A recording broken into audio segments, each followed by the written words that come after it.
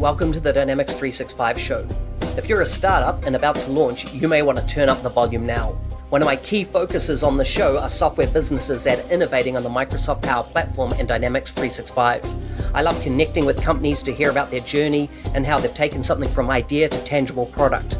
What challenges exist and where lies the biggest opportunities? Today's guest is in the space at the forefront of geospatial and location intelligence arena. In the first part of the show, we talk specifically about the software, and the second is operating an ISV, like raising capital, channels to market, support, etc. I'm joined by David Newman, who is the Managing Director of Maptaskr that offers geo-productivity for Dynamics 365. Check out the full show notes for this episode at nz365guide.com/17. Hey Dave, welcome to the Dynamics 365 show. Hi, thanks for having me. So first of all, I like to kind of get to know, the people that come on the show. And so can you tell me a bit about your origin story? How did you start and get into what you're doing ultimately now? But if you like, what was that journey to this point? It's an interesting one. So I'm, as you can tell probably from my accent, I'm British, I'm a Brit, emigrated to Australia 7-8 years ago now. When I was working in Europe, I used to work for major sort of big blue chip companies doing predominantly in tech. I moved across here to Australia, and basically I think with Perth, it's a very much a mining industry. It's mining and resources over here. So I ended up in utilities, and it's from that I sort of saw some opportunities that led me on to the journey I'm now, which is creating Maptaskr. So it's been an interesting one. I've always been in software design, always loved to see the fact that I actually think it's quite scary now, the way that technology, the speed at which it's developing. But I've been over here, wife, Charlotte, 2 kids, 2 girls, and it's loving the sunshine, not missing the coldness of Europe. Yeah, exactly. What part of the UK did you come from? So I'm from Dorset originally, so a place called Bournemouth or Poole in the south coast. But I used to work in London, so I used to work in North Acton.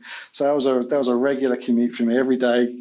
Sort of 5:30 in the morning, leaving in the car. Unfortunately, there was no train directly. It was easier to drive than it was to catch the train. But now I used to work for, some of you may know, it's called the Phone House or Car Phone Warehouse in Europe, which was part of Best Buy at that point. And in my role there was pretty much in building this new brands in Europe and bringing some of the brands from USA across to England.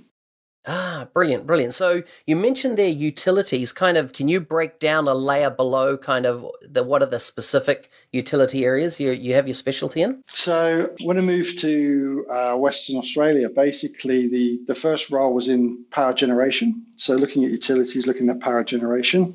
In Western Australia, there's only one electricity provider that you can buy retail-wise.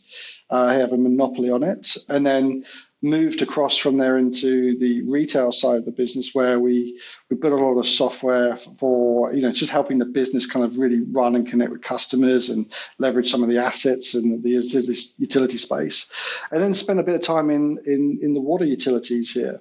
So kind of really understanding, sort of looking at the software side of things, a lot of mapping components that led us onto this journey now. So when you're not working, what do you kind of get up to? That's a funny question because it always feels like I'm working. So no, mainly family and friends. I'm a bit of a secret cook. I like doing that. I do actually play guitar, but not as much as I'd love to. But mainly sort of family, friends, good old barbecue. Especially now it's summer here in Australia. Getting in the pool, nothing like putting a few sausages on the barbecue. Totally. But do you have a signature dish? Do I have a signature dish? Oh, yeah. Good question. I don't know. I'd have to ask my kids. Probably tarragon chicken. I'm pretty good at that. Wow. Okay. Yeah. Very nice. Okay, so let's have a bit of chat about software. Can you tell me a bit about the software that you have created? And what it does. What problems does it solve? That type of thing. Yeah. So basically, about 3 years ago, we created an early variant of Maptaskr. And so what it does is essentially it's connecting the worlds of location intelligence and GIS or geospatial information in with, for example, CRM, enterprise or asset systems. So it's a mapping and locations tool. It's predominantly it's in the Dynamics 365 and the Power Platform. So it works on those ones and also into SharePoint as well. But essentially, the core problem we're seeing is that at one end, it helps salespeople really kind of understand where the business is coming from, where they can visualize their data, find new leads. And then right up at the other end of the spectrum, which is where we came from, it's a really high-end geospatial solution that allows you to kind of bring in satellite data, drone information, and run AI over that to drive insights and from the data that it's produced.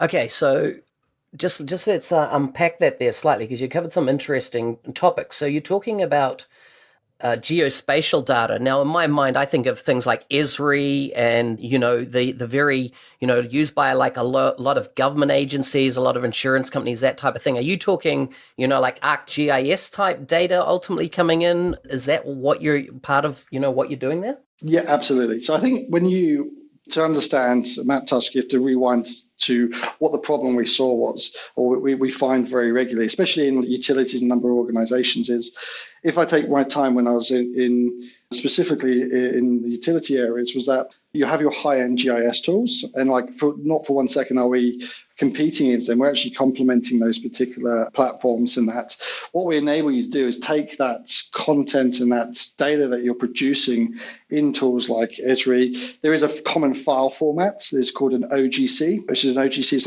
like a geospatial common format, and we allow you to then share that across the whole organization quite easily.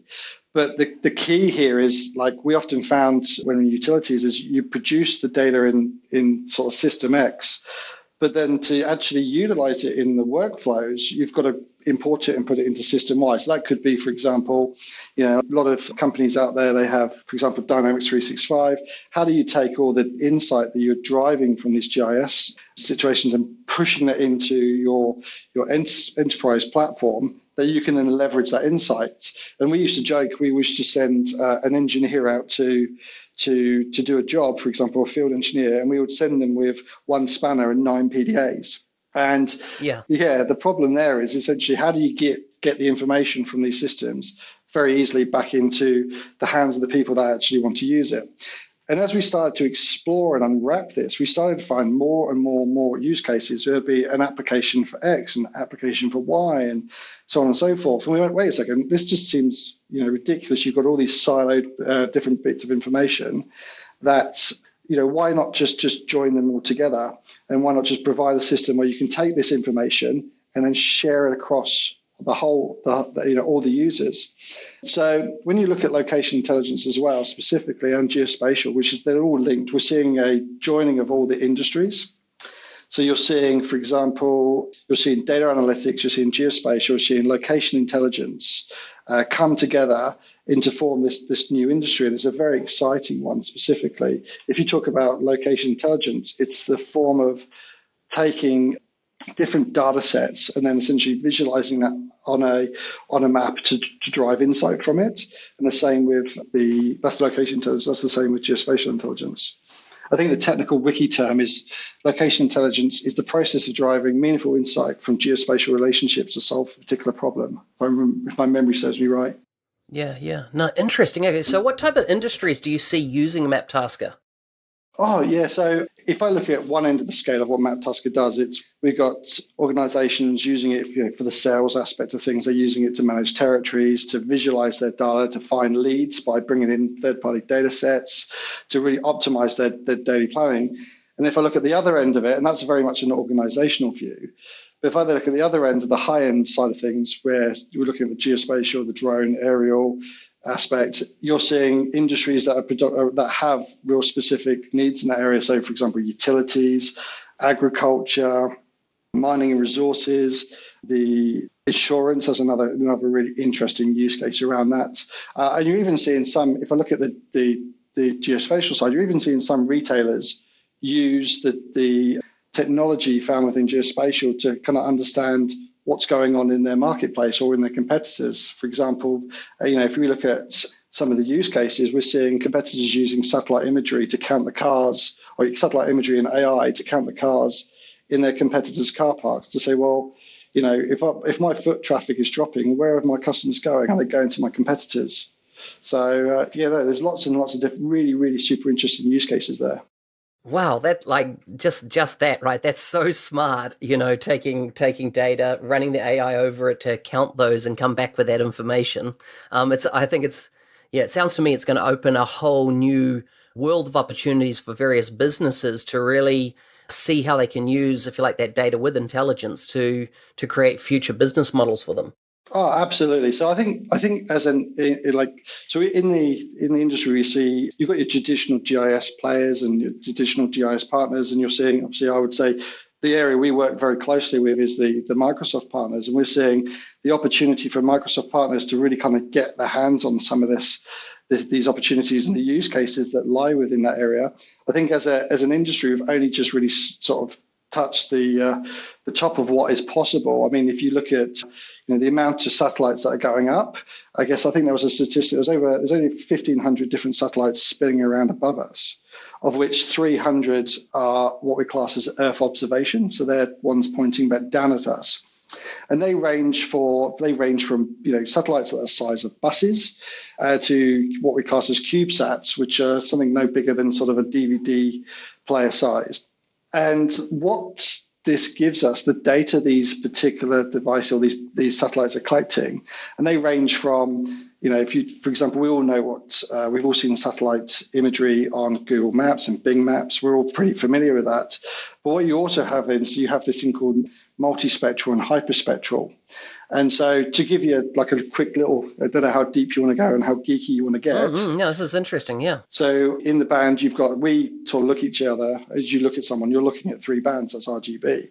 But there's this whole range of other bands out there that we can use to understand what's going on. For example, we would use one band, for example, for monitoring crop. And that's what farmers use very regularly. They use this term called NDVI to monitor how well their crop is doing. And then that data, though, isn't just for farmers. Commodity traders then use it to understand how much is the wheat yield going to be or the barley yield going to be this year. So they kind of bet against or for the markets. We look at, for example, we've got radar. That's a really super interesting area where you've got radar can basically see through clouds. So it's not limited by the fact that you've got to have a nice clear day to be able to get a picture of the Earth. Radar can see through that, and radar can be millimeter accurate. So you've got mining companies and gas companies who are using this, and utilities who are using this to see, is there a drop in my pipeline? Is there a drop over time on my pipeline or from subsidence?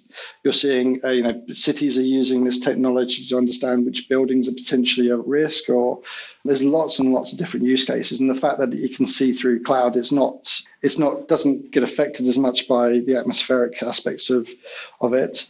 Yeah, super interesting. And I think also the fact that if you look at the satellite technologies going up, there's a race currently on to put more and more of these data collection devices up above us. And that's mainly thanks to the work that sort of SpaceX and Elon Musk is doing. I think that statistic I heard, they've dropped the cost of, I think it was $1 million per kilo. They've dropped it down to $32,000 per kilo, which means that putting satellites up to record Earth data is becoming a lot more economical. So, but the main problem we see in the industry at the moment, which is one of the problems that Maptaskr fixes, was if, for example, I want to get high resolution imagery at 30 centimeters per pixel. So that means basically every pixel on your screen represents 30 centimeters in kind of real life. Yep. Or you've got to go to provider A. If you want to get, for example, but the cadence of that image collection. So if I wanted that regularly, I may not get that image sort of every day. I might get it every week. But if I wanted to collect daily imagery of the same spot, I'd possibly have to go for a lower resolution satellite because from a CubeSat, because there's just more of them above us. And so there's a trade-off between sort of having a higher resolution but less cadence with sort of lower resolution, but I can collect that imagery every other day. And so when we saw this, and again, this spun out from when we were working with a number of farmers, was they wanted to see regularly how what they were putting on their fields was affecting their crops. They needed this regular cadence, but they wanted it at different resolutions. We said, well, wouldn't it be cool if I could just draw a shape on a map And that then I just click essentially submit, and it goes off and it queries all the different available satellite images available, and aerial and drone as well. And drones are a completely different subject we can talk about, but it brings it back really simply and just shows it on a map. So simple that we always said we called it the mum test. So it's so simple that anyone's mum could do this process and see the data. So you don't have to be a GIS expert or have an in-depth knowledge. It's this just drawing the simple shape on a map, clicking submit, selecting the parameters you want to search. It'll go off and query it and then just bring that data back to you. And so, wow. Yeah, it's this super, super powerful offering. And so that's what Maptaskr does at the high end. It enables you to do that.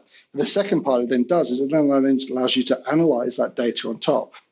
So whether or not you want to look at crop yield, you want to, for example, do object recognition. And when I'm talking about object or feature extraction, it's sort of building detection. And we're seeing now this particular technology where AI has been applied to it is being used in a lot in disaster scenarios, especially when around, for example, disaster scenarios where we're seeing they want to get access to the data as quickly as possible. So we're seeing those particular scenarios. Mm-hmm. Okay, so mate, that sounds phenomenal. So can you kind of drill into how does that artificial intelligence, if you like, play a role in what you're developing? Yeah, absolutely. So AI is a massive. So in the back end, we're running, back of Maptaskr, we're running an AI engine. And that AI engine just has two tasks. One is it aggregates all this different drone, aerial, or airborne sensor data into one place. So as I mentioned before, you just draw a polygon, as we call it in the industry. You can click select, and it'll go off and collect the information you want. The second part to that is what we then call is the driving the insight aspect. So it can then run, for example, the AI aspects over it. So it'll do learning on what is the image, is it I'm seeing here. So if, for example, to drive that insight. So that aspect of the AI is one of the aspects we're building out. We see it as, with AI, it's being commoditized very, very quickly. For example, I think there's over 6 million different objects that have been classified now as something ridiculous. And so, as a user, there's nothing that you can't really search for on Earth, and there's not an algorithm now that can extract that from that. So we see AI as being a massive part of our business going forwards, not only in the high-end geospatial, but also right down the other end of the spectrum, which is around like the sales aspect or the marketing aspect, which is saying, well, using, if you're planning, for example, you're going out and you're a salesperson out on the road, AI, for example, can do some location intelligence. Say, well, if I've got, for example, 6 different calls to make today, from the location aspect, where's the best place for me to pick up fuel on that route, etc., based on a number of different factors, and just helping them optimize. We see a big area in that going forwards. Yeah, so when I was working in Melbourne, I was working for a customer in the energy space, and they were particularly getting into clean energy, and in this case, solar. And they were kind of trying to identify across the various zip codes that they were working in, which properties were potential targets for selling solar panels under government grants to. So could this technology kind of identify whether a property already has existing solar, and then mash that up with kind of like street data that could then, create a contact or an engagement type list? Absolutely. So this is exactly the use case we're seeing. So I think previously a lot of the satellite and the aerial data was very much research driven. I guess what we're seeing now is a move to make it to operationalize it.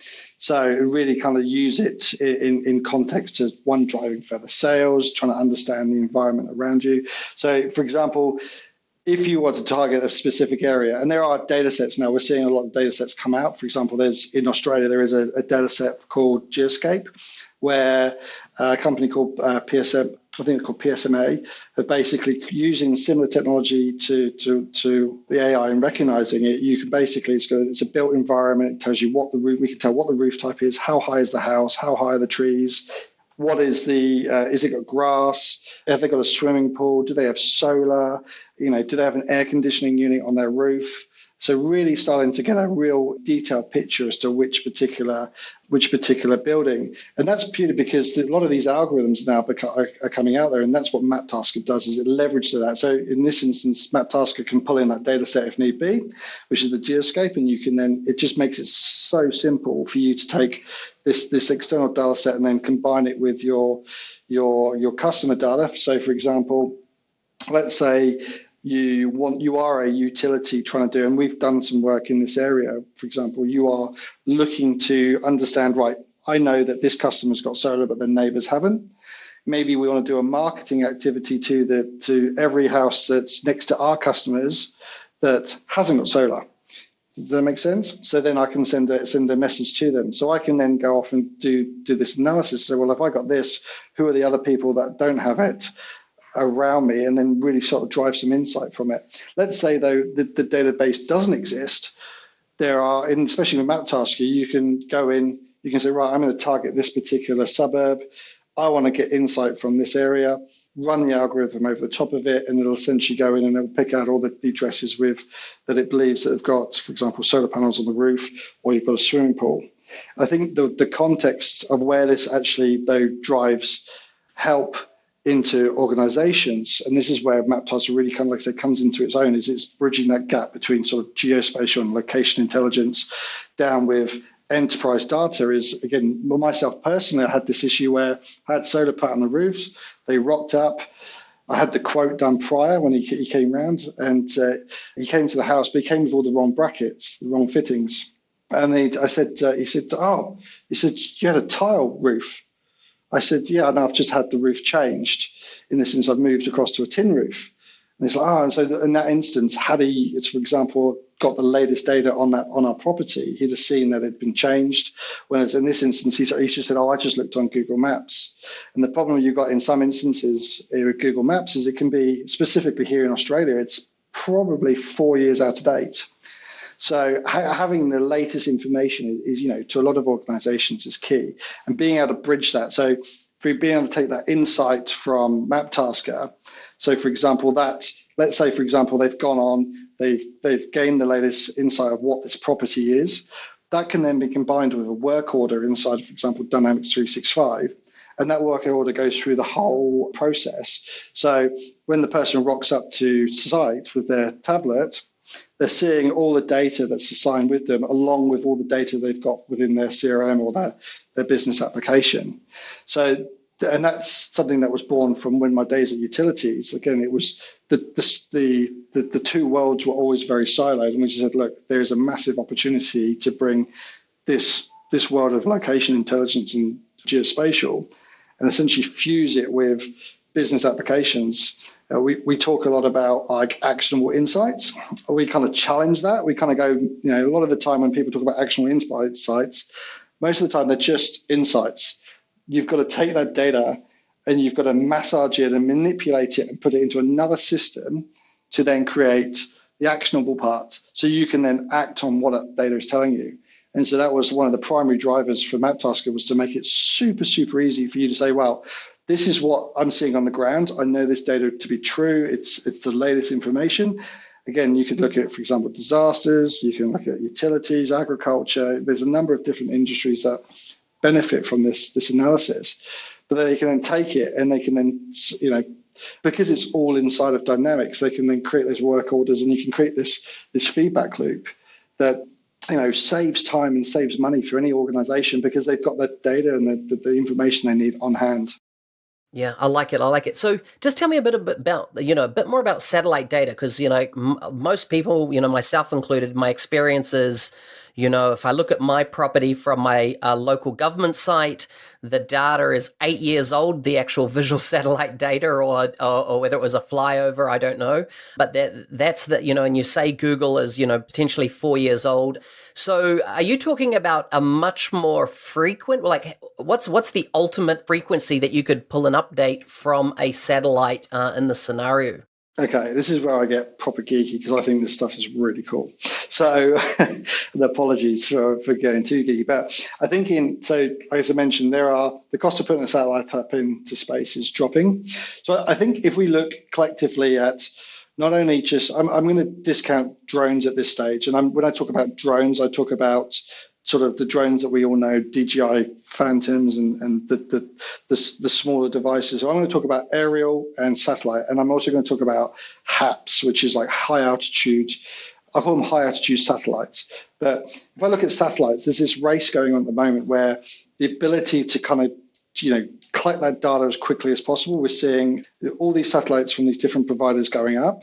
We're also seeing on the ground, we're seeing many more ground stations being built so that the time from collection, because these satellites only have X amount of storage on board, so the quicker they can offload that data and get it down to a ground station, the better. But we're seeing now, like at the moment, we can take imagery. So, for example, there is the provider out there who will take imagery of the same location twice a day. Wow. Yeah. So that's frequent. That's frequent. However, it's at a resolution. It's a slightly lower resolution. It's kind of 3 to 5 meters. It's still good. It's pretty coarse, but it's good enough. It's good enough for farmers to kind of see how their crop is growing. If we then look at some of the other providers with the higher resolution, some of the constellations that are going up and the way that they're gonna orbit the Earth, e.g. a polar or an equatorial orbit, we're seeing that, I guess on some of the sales literature that's coming out, is that the fact from collection, so e.g. from the minute it scans across the Earth through to being able to consumption, they're talking about half an hour, which is amazing, super, super amazing. So that means, like from a user's point of view, so if you, let's put this in a use case. Let's say you're an insurance company, you're hearing there's a fire going off, for example. Now, obviously, there's going to be smoke around the fire and whatnot, but you can measure hotspots because you can read thermal, but you can get an up-to-date aspect. So let's say this is an insurance company that's got Dynamics installed, all the customers are on board. We see a world, this is one of the drivers, we see a world where, for example, unfortunately, for example, a disaster scenario, and a customer says exercises, and we're pretty prone to them, unfortunately, over here from bushfires and whatnot in Australia, is we see a scenario where there may be a situation where a customer of a property has exercised their escape plan, and they get a phone call from the insurance company, and the insurance company is basically phoning to say, look, hey, Mr. Smith, we hope you're okay. We hope you've done this. If you haven't, obviously, good luck, basically. But for our data that we're collecting is telling us that your property is a total loss or an 80% loss or X or Y. We're here to help. We've essentially triggered a payment into your account, so you've got accommodation for the night and all this sort of stuff, and that's purely based on the fact that they've got the latest data on the situation that's happening on the ground, and that's because it's gone over, it's collected it, and then you don't need to necessarily look at, for example, total disaster situations. We also see a situation, again, back in insurance, for example, they could, with the imagery getting better and better and better as the months and the years go on, we see in a scenario where you could have had a storm, very minor, trees come over, it's squashed your shed, right? It's knocked out your shed. You phone up and you say, hey, my neighbour's tree has squashed my shed. They say, okay, thanks, Mr. Smith, give me 2 seconds. They look and they go, yep, sure enough, I can see the imagery there. And that's because what's happened is, because we know where the houses are, we know who the customers are, we've triggered a workflow in the back end to essentially go off, collect that imagery, and then use the AI to run over the imagery and then do an assessment of, right, where are the potential claims here? And we're certainly seeing that coming, especially recently in Sydney, where we had sort of hailstones the size of golf balls, where you can suddenly do this very, very quick analysis. You can, one from the insurance company, you can get on your front foot. You understand who is affected, who are your customers, as I mentioned, you can get on the phone to them. The second point is you can see what your possible exposure to loss is. So you can start to go, okay, right, this is it. And you've got all the information as quickly. And having information quickly for providers is absolutely key. So that's in the satellite space, the fact that you can go from collection potentially to consumption in 30 minutes. Okay, at the moment, the best is around about you get sub daily. But the other area that's super interesting is some of the work we're seeing coming out of, for example, companies like Airbus. So Airbus, they're just, I think, in the final trials at the moment of a project. It's called Project Zephyr, and this is a high altitude drone. So this is not like, say, your DJI Phantoms or your tiny drones. This is a a large drone that sits at 60,000 feet, so above all the aircraft in the stratosphere. And it stays in the air for sort of, I think it was 4 weeks at a time. So it's solar powered, it stays in the air for 4 weeks at a time, and it's just circling. And so, like now, we're in the next sort of year or 2 years potentially, once it goes into proper production, there are scenarios where, for example, whatever it is, you could be a mining company, you could be a utility wanting to check on a remote asset, whatever it is, you literally say, using Maptaskr, you will draw the polygon or the address that you want to go and check or monitor. You will just click submit, and then in the back, all the smarts are clever enough. It just goes off, it talks to the Airbus systems, collects the information, brings it back, displays it, and then allows you, we call it one-click actions, allows you then to trigger off your workflows based on whatever the data that you're getting back. And so that's super, super cool. So let me understand this right. So you're saying that, let's say I drew on a map a polygon over if I was a farmer that had hundreds of hectares of crops, as an example, I could draw a polygon around that, and once that project is all live, it will trigger a notification to that drone that's in this 4-week orbit, and then it will be tasked to come and fly my piece of land and then return to whatever task that's been assigned from other companies from around the world? Absolutely. So it'll essentially, It's called jobs. Like at the moment, you can do this with satellites. So it's called tasking. We can put a job in via Maptaskr into the system. It'll go off and it'll work out which is the best job for that, but who the best provider is for that job. But let's say, for example, it's provider A, it'll go off, it'll task it. Now, obviously, when you go to task a satellite, there is a cost to it, but because all these new providers are coming online, the cost of the acquisition of this data is becoming a lot cheaper. It's becoming more affordable to, not just companies who have got very deep pockets. For example, mining companies who, if they lose production for a day, it's costing them hundreds and hundreds of thousands of dollars. So I firmly believe that in the next year, or if not now, if they wish to apply it to the different resolution, you can have a scenario where, let's say, for example, you are a local government, right? Uh-huh. You're a council. You've got a number of open areas, so greens and parks and trees. And councils trees are assets. Okay, they cost money to keep. They cost money to maintain. It also costs you money to keep your green watered. If you're in Australia, again here, I guess less so in the UK because the grass is quite green regularly. But they'd have snow-related issues, right? That they'd want to address, if you like, as part of their scenario. 100%. So what you've got here is you've got a scenario where you can say, using this satellite imagery. So what you would do is in Maptaskr, if they're using dynamics, for example, they could go in and they could draw all their assets out onto the map. So all these polygons, and they can create sub-polygons inside of that. So like essentially shapes within shapes, relationships. So you could have, for example, you could draw a shape, which is, here's my playing field. And let's say this playing field has a playground at one end and it has a dog park at the other end. You can then draw that and you can create the relationships using dynamics to do this all. And you can create that hierarchy up. But let's say I want to monitor that particular field. I say, okay, so over here, there's constantly using sprinklers. Every time you use sprinklers, water's a rare commodity. Like I say, Western Australia is on a mission to be the most water-sensitive state or area in the world. Water is an absolute scarce resource here. That costs money. Electricity to pump costs money. All these operational factors, the person to go out and maintain the area to sort of do grass cutting, for example, costs money. So if you had more smarts around, right, actually, do you know what? I could probably, the way the grass is going based on weather, again, another location, it's got locational data in it. Using these smarts, you can get much more smarter with how you're running your business or your shire or your council. So you can say, right, do you know what? I know that connect that into Azure IoT, and you've got your connected sprinklers. You can say, right, actually, I know the rain is going to come through on Thursday. I know from my latest satellite collection that the grass is actually still pretty healthy. It's not turning green because I'm getting this reading back. Therefore, I can create an automatic job within the system that essentially goes off and says, do you know what? I don't need to water. So I've then saved myself the electricity cost. and I've saved myself the cost of water. And so we're starting to get really specific on, really, we talk about smart cities, this is smart cities, but it's creating the join between, all these different objects. And then in that, we're using Maptaskr as the core.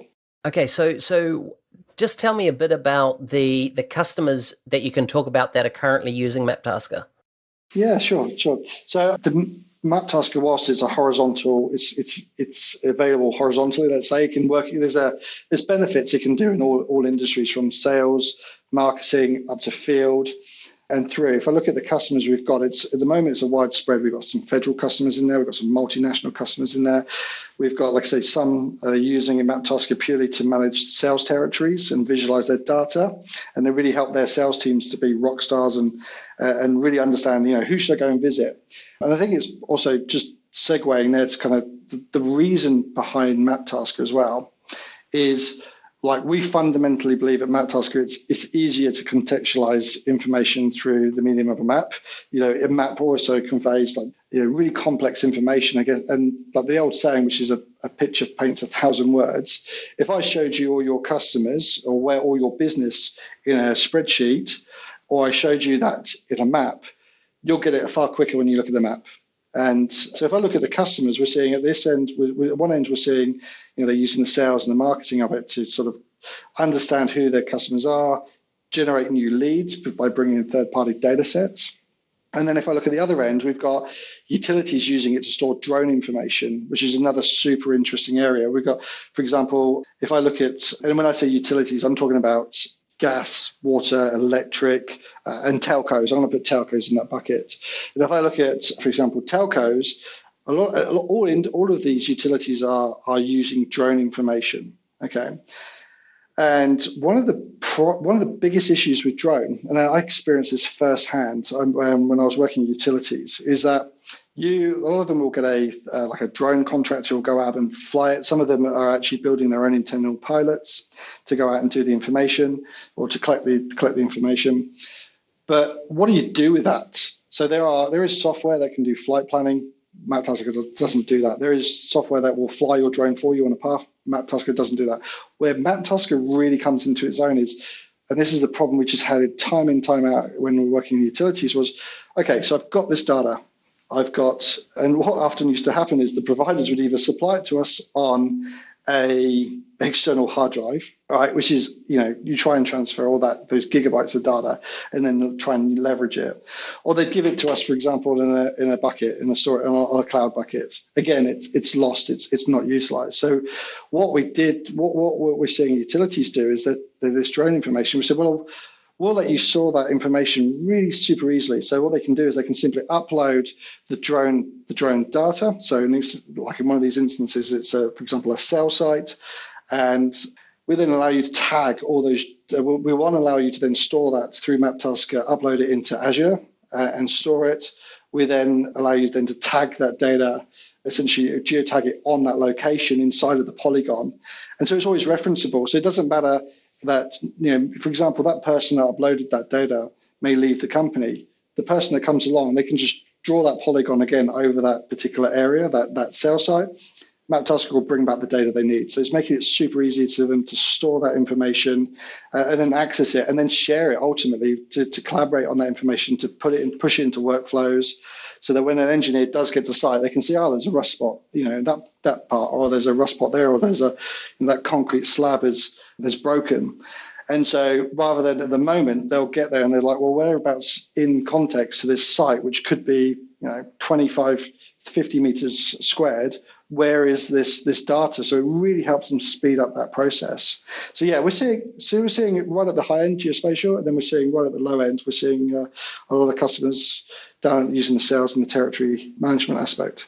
Awesome. So I want to switch gears and really talk about, the startup journey, because, a lot of partners, are aspirational, becoming ISVs, and they want to kind of understand, if you like, by somebody that's been in the trenches. So what does it mean to be a software startup ISV? I love the fact that we're an ISV, an independent software vendor. It's what does it mean? It's a good question. So, look, a lot of hard work. A lot of hard work. I think I wouldn't class ourselves as a startup. I think the whole world is a startup now. I think that's it's an interesting fact. I also think the way that technology is evolving, and just the way that things are being delivered is so quick now. It's just scary, mind spinning. But no, I love the fact that we're an ISV. I think it really sets out what we do. We're not in services. We work very much through the partner network. We've got a product. We've got a solution that fixes problems for our customers. And yeah, I love the fact that we're an ISV. Nice. So what were the kind of key roles that you put in place on your team, as you established and started to ramp up with your technology? So I think we're a bit of an interesting bunch because we don't primarily come from a geospatial background. We essentially went, do you know what? This could be fixed. This could be a lot easier. And so when we started, we tried to take a lot of GIS people, and we've spoken to other GIS companies and said, yep, you love that problem. We tried to originally take GIS people and teach them how to be developers, and that failed miserably. So what we did is we then said, well, let's take developers, and we all in the team come from a sort of a heavy tech developer background. We basically said, well, we all teach them the geospatial skills and the location intelligence skills. And then what we did is we brought in team members who have that skill. So we've got a remote sensing guy who's an absolute gun. We've got a geospatial guy, again, just knows his craft very, very well. And that magic of having essentially developers and these SMEs together to really craft and say, right, how do we take all this IP and this what is normally quite a difficult tool, because we used to joke that GIS software is made for GIS people and not for the rest of the enterprise. How do we take that and how do we democratize it down or commoditize it down so that everybody in the organization can use it? And so it worked really well, that model, having developers learning GIS rather than having GIS learn the other way. If I look at the other side of it, it's around having like a product manager as well, specific to just talking to the customers, really kind of understanding that product market fit. Because if you don't have product market fit, you'll just fail. Yeah. So what about, they're if you like the dev resources, and I suppose a lot of the people that will be listening to this understand that part, but if you like, a lot of people struggle with, if you like, three other key things that, make up a successful ISV. They are raising capital, to fund for development. They are, building channels to market, and they are selling, the technology. How about those type of roles, and kind of what were you doing in those areas? I think we've been quite fortunate on our journey, because I think we haven't really had to raise. We've bootstrapped. There is to raise capital. I think as founders, when you take your eye off the ball of talking to customers, and it's very labor intensive to then go and talk to investors. I think we spoke to a few investors who are very Microsoft centric, but they are unicorns. They are very, very rare. And we kind of looked and went, well, do we take investment, or do we just go a little bit harder and go a little bit leaner and essentially bootstrap way through this, and then potentially do a round later on, which is kind of the approach that we're taking at the moment. So to do investment, I think it does take your eye off the ball. And when I say we take off the ball off your company, you do spend a lot of time. And I see it not just in the marketplace that we're in, but I see it across all other startups. I'm quite heavily involved in the startup scene here in Australia, and I do see it regularly where people sort of chase the money from investors. Some get some really great terms, some get some really bad terms. But then what happens is they find the rest of their business is just falling down. It's what's going on here? So I think that could be its own show in itself, just talking about how to sort of raise investment. I think I would always say, look, only take investment when you're ready, because the other side of it is you could take investment now, but are you ready to scale and use that money? And bringing on the right resources, you take your time when trying to find them. It's the age-old saying, which is, take your time in hiring and fire fast. And we live that. And when we recruit people, we basically, our whole mantra, and I hate to be really cliche and sort of use Steve Jobs, which is, you don't employ people to tell them what to do. We've employed all of our team, and we've got a really great, diverse team. We've employed them all to say, right, how can we make the best product possible, and how can we kind of really kind of drive these things? What would you do, rather than us kind of saying, look, we want to do this. And that's really working for us at the moment. There really is. The second part, what was that again? So channels to market and selling, like, getting those rhythms going in your business. So, you're ultimately, monetizing what you're building. Yeah, no. And I think that those two are linked. They are joined at the hip. So like our strategy is to use the partner network. So very much take that route, the partner network. If I can bring 10 great partners on who can do, for example, 5 deals a quarter, that'll do 200. Versus if we go direct, it's just such a labor and sales incentive way. Versus if I teach a lot of other people to help sell my product and I incentivize them and I keep them incentivized. So we for example, our go-to-market strategy is through leveraging the great Microsoft partner network, and then paying them a great commission on top of that and a trailing commission as well. So that they're incentivized to essentially keep selling the product. And I think also you need to put the support behind them when they do. So that covers training, and that covers giving them the marketing materials to do, to really kind of do your product justice. And that ultimately then leads to sales. Now, Maptaskr was launched last year. It's building a partner network does take time. So you've kind of, in those instances, you've got to, I guess that's when you kind of, hopefully you get investment, but I guess we're the fortunate ones where we've not had to do that yet. But again, our go-to-market strategy is definitely to leverage the great part, the Microsoft partner network out there, which ultimately leads to the sales. Yeah. So another question then about, Microsoft. You had the choice of Salesforce, Oracle, IBM, Google, if you like, as platforms that you could have built this on.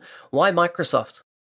So I guess all of us are Microsoft people through and through. I guess I used to joke when I cut Ravi down the middle, you'd see the 4 colors of Microsoft inside of him. But again, also it comes down to a fundamental belief. So during my career, especially in utilities, I did a number of Microsoft EAs, and I was on the other side of it. So I was the customer seeing the Microsoft story. And for me, it's just about the connected workforce, okay? And I don't mean that in as much as IoT. I mean the fact that you tell me one organization that hasn't got a Microsoft product out there, that isn't using, for example, Microsoft. I think it's a fewer than it's the minority than the majority. In as much as I don't know any organizations that they're not running Windows, or they haven't, they're not using Outlook, or they haven't got SharePoint.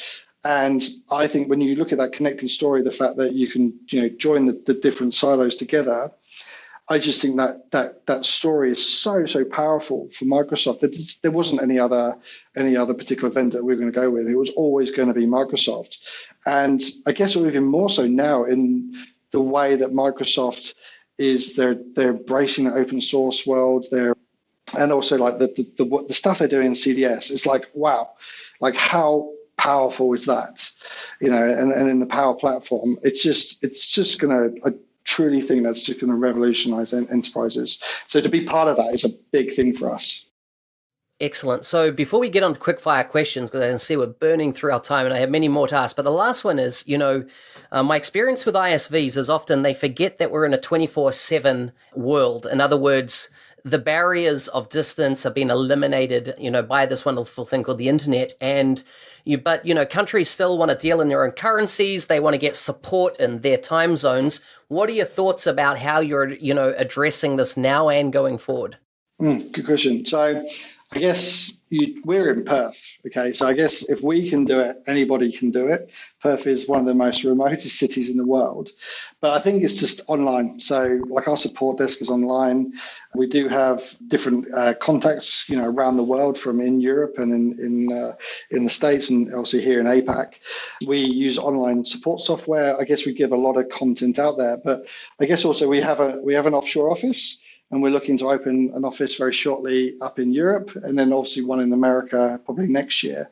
So we'll have that coverage. And I think also we're actually just purely lucky. I guess it wasn't planned, the fact that with our office being here in Perth and our other office being just in Europe, and then once the office opens in London, that 24 or that coverage, we can get that done, the follow the sun sort of mentality.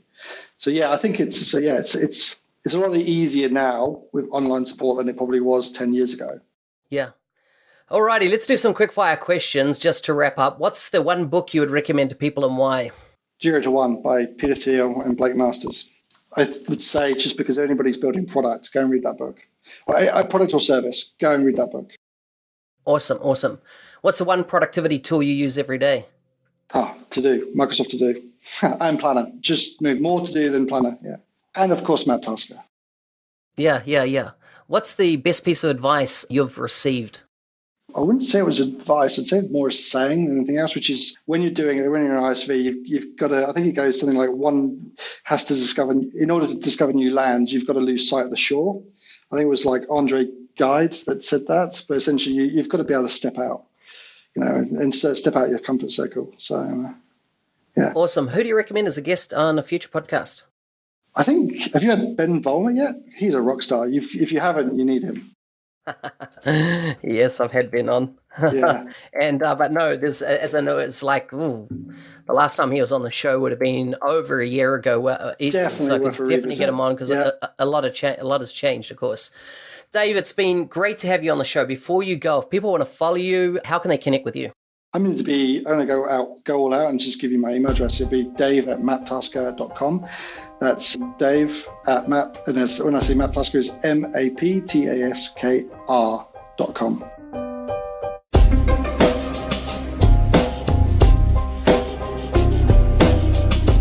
Thanks for joining us today on the Dynamics 365 show on the Business Application Podcast. I'm your host, Business Application MVP Mark Smith, otherwise known as NZ365 Guy. I'm here to help you, so let me know your challenges. Shout out anytime by using NZ365 Guy.